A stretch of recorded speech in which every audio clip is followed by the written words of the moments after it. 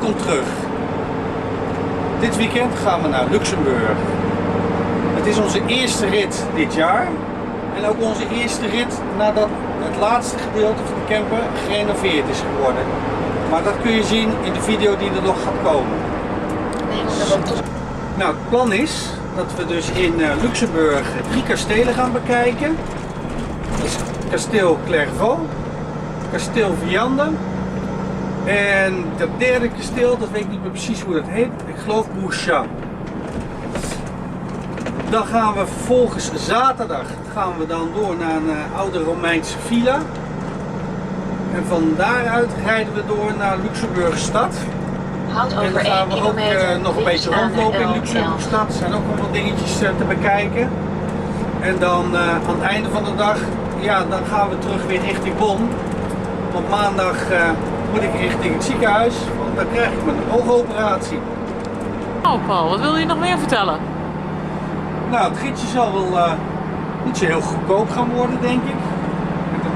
Met een dieselprijs van €2,37 en een verbruik van 1 liter op 6,6 kilometer.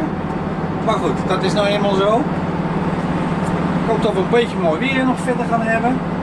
Dus ja, we gaan wel kijken hoe het allemaal loopt. We zouden ongeveer om 2:30 moeten aankomen daar zo, op ons eerste doel. Maar we gaan tussendoor nog wel een broodje eten, dus wellicht zal het pas om 3 uur zijn.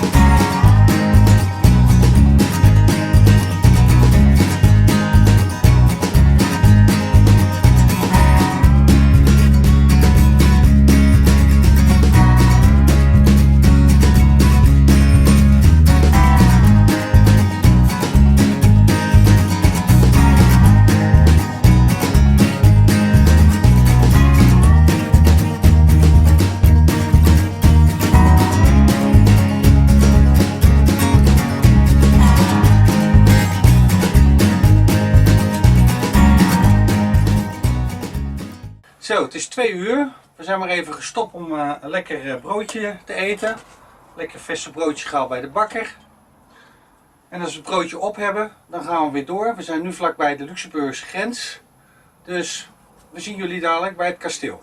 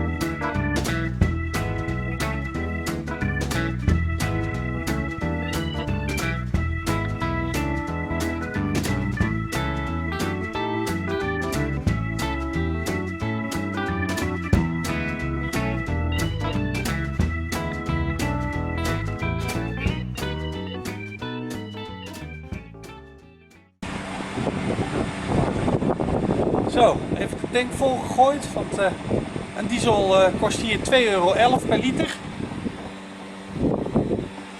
En dat is altijd veel minder dan €2,37. Hè?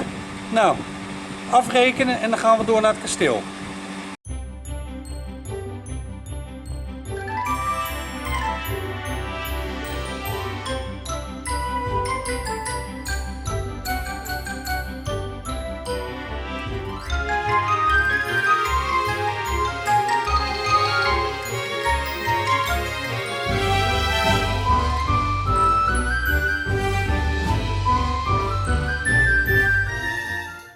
Nou, we zijn bij het kasteel aangekomen. Alleen, ja, elke deur was gesloten en een gedeelte van het kasteel is gemeentehuis blijkbaar. En ik heb gevraagd of het museum geopend is, want op internet staat namelijk dat het elke dag van 10 tot 6 uur geopend is. Maar blijkbaar door de week is gewoon alles dicht hier en alleen maar in het weekend open. Dus ja, helaas, we kunnen niet naar binnen. Ik kan je wel iets vertellen over dit kasteel. Dit kasteel staat eigenlijk op grondvesten van een kasteel wat in 1200 is gebouwd. In de Tweede Wereldoorlog is het helemaal platgemaaid geworden en daarna hebben ze dat helemaal opnieuw opgebouwd. Dan gaan we nog wat verder kijken. Hier verderop is nog een mooie kerk, dus dan gaan we daar maar eens even kijken.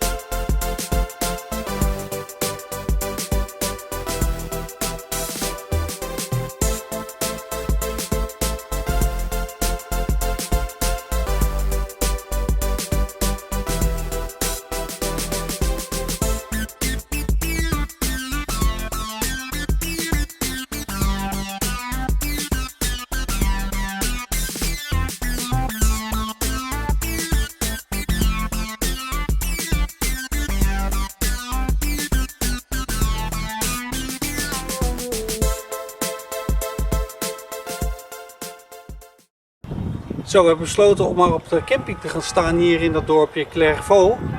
Want we hadden gekeken of er een andere camping open was in de buurt van de volgende kastelen.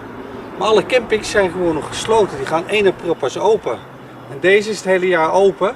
Ze zijn wel bezig een beetje de boel weer een beetje schoon te maken na de winter. Maar we kunnen hier gewoon staan. En we gaan eerst maar eens even water bijvullen, want dat is nog niet gebeurd sinds we vertrokken zijn.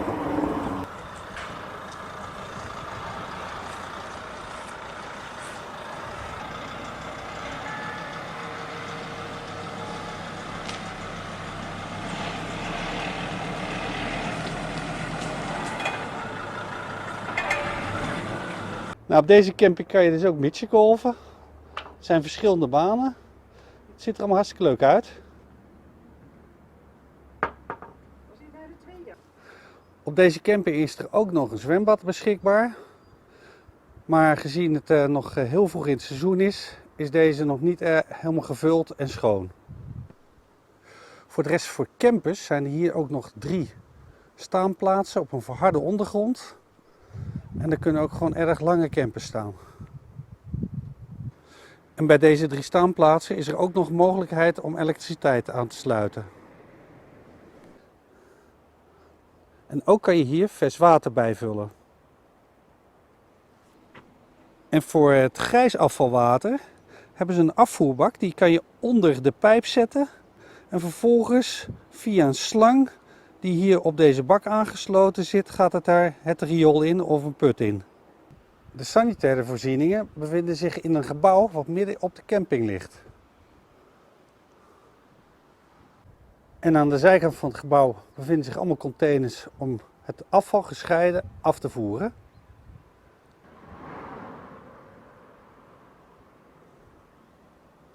En is er een loodsplaats voor het chemisch toilet. Verder is er nog hier Een ruimte waar spelletjes gespeeld kan worden, eventueel boeken gelezen kan worden. En midden in het gebouw bevinden zich nog wasbakken. Kan eventueel afgewassen worden. Ziet er allemaal voor de rest proper uit. En op deze camping staan er ook wasmachines en droogautomaten. En voor invaliden is er nog een aparte toilet. Voor de rest kun je hier ook nog douchen. De douchecabines zijn ruim, erg netjes verzorgd en super schoon. En dat geldt ook voor de wasbakken. En voor de dames is er ook nog een föhn aanwezig. Dan is er nog een aparte ruimte waar een voetbaltafel staat en waar je ook televisie kan kijken. En voor een potje tafeltennis staan er 2 tafels in een andere binnenruimte. We staan op onze plaats. Het is inmiddels al bijna 6:30. En vandaag doe ik, ondanks dat het toch buiten nou een beetje koud is, toch barbecuen. En ik heb wat verschillende soorten vlees en ik ga daarbij een Griekse salade maken. Gaan we dadelijk eten. Doen we nog een beetje televisie kijken vanavond. En dan zie ik jullie morgen weer.